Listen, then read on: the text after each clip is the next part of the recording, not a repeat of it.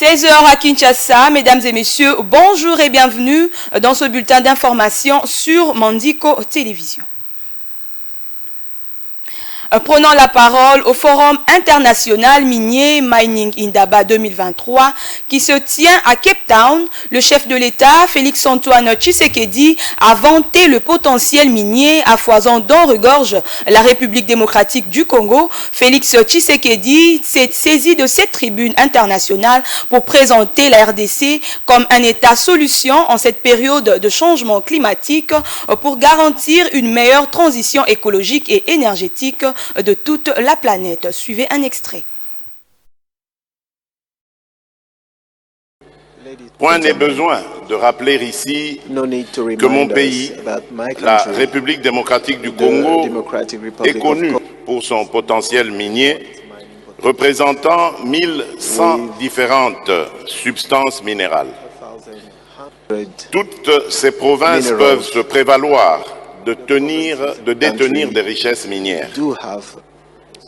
Et en cette période de changement climatique, la République démocratique du Congo se révèle comme un État solution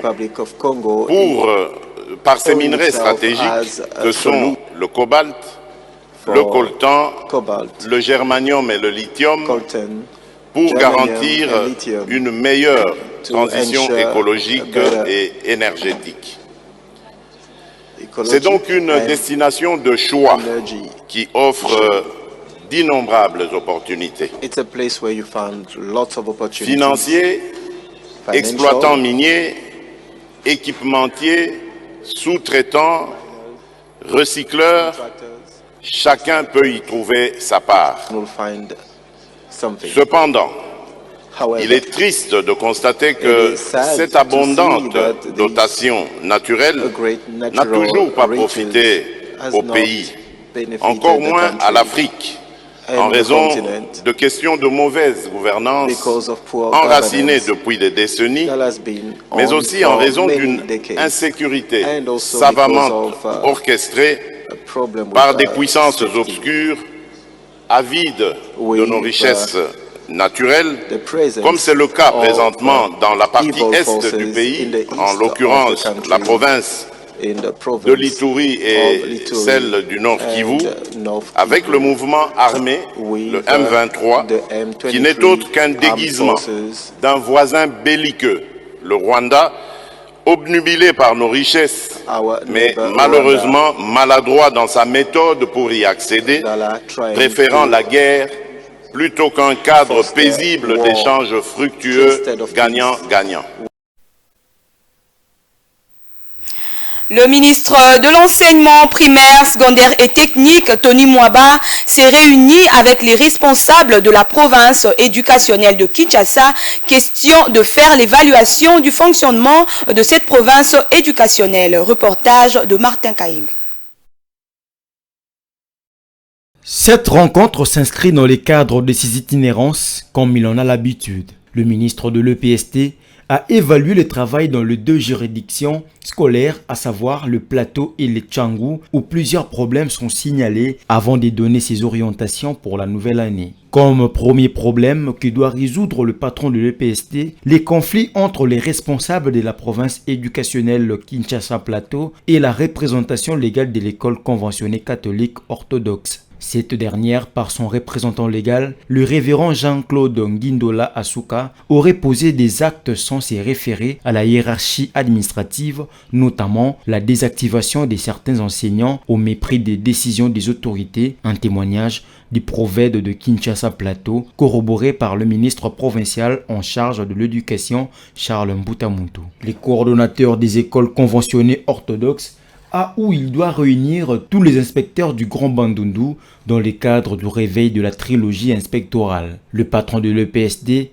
va procéder également à la remise symbolique des 10 000 bacs après la province du Congo central. Et autre chose à présent, après l'incident survenu le lundi à la primature entre un groupe des députés provinciaux et les gardes du corps commis à la sécurité du chef du gouvernement, le directeur de cabinet de Samalou Kondé a réuni les élus provinciaux, question d'échanger avec eux sur leurs revendications portant sur le paiement des arriérés de leurs émoluments. À l'issue de cet entretien, le Premier ministre a instruit le ministre de Finances et celui du Budget de débloquer cette situation tout en regrettant de l'altercation avec les policiers. Le porte-parole de ces élus a justifié leur attitude de forcer les accès du bâtiment de la primature par l'urgence de leur dossier. Suivez. Le député provinciaux de la RDC est venu encore une fois de plus pour rencontrer le Premier ministre, sinon pour fustiger les mauvais comportements des ministres du Budget et de Finances. Lors de la 72e réunion du Conseil des ministres, les chefs de l'État avaient instruit aux deux ministres sectoriels de pouvoir apurer les arriérés et régulariser la paie des honorables députés provinciaux. Mais malheureusement, cette orientation, tout comme instruction du chef de l'État, a toujours été traitée avec une très grande négligence. C'est la raison pour laquelle nous nous sommes décidés de venir solliciter de nouveau l'implication du Premier ministre. Par rapport à la question principale, le Premier ministre, à travers le directeur de cabinet, a confirmé qu'aujourd'hui, peu importe l'heure, il va prendre langue avec ces deux ministres sectoriels afin qu'une solution soit immédiatement trouvée. Nous sommes des légalistes et en interrogeant le texte, la police est là pour sécuriser la population et imposer l'ordre. Mais en arrivant, les policiers ont quitté leur rôle idéal. Mais nous n'avons pas compris comment les policiers ont quitté leur devoir pour indisposer les honorables députés provinciaux. Et enfin, les habitants du quartier Mombele dans la commune de Limete plaident pour la réhabilitation de la chaussée Lumumba, tronçon compris entre 12e rue Limete et Université Capella, devenue impraticable. Touchés par cette situation, ils lancent la sonnette d'alarme.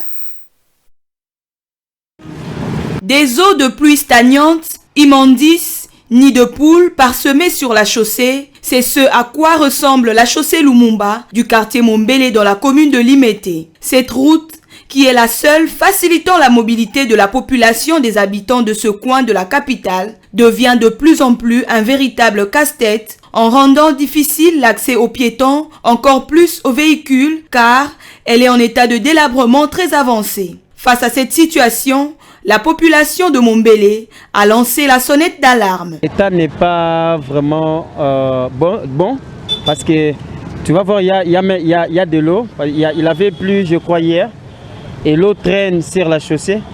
Donc il faut vraiment qu'il y ait des travaux qui doivent être exécutés ici. Parce qu'avec cet état, même la population souffre. La population souffre, donc ce n'est pas vraiment bon. Alors comme les caniveaux sont bouchés, et l'eau n'a pas d'endroit pour circuler. Voilà pourquoi l'eau traîne sur la chaussée. C'est un peu ça le problème. Donc il y a beaucoup de déchets. Il convient donc aux autorités de la ville-province de Kinshasa de jeter un regard particulier à ce coin de la capitale afin de réhabiliter cette chaussée, comptée comme l'une des artères principales de la ville de Kinshasa.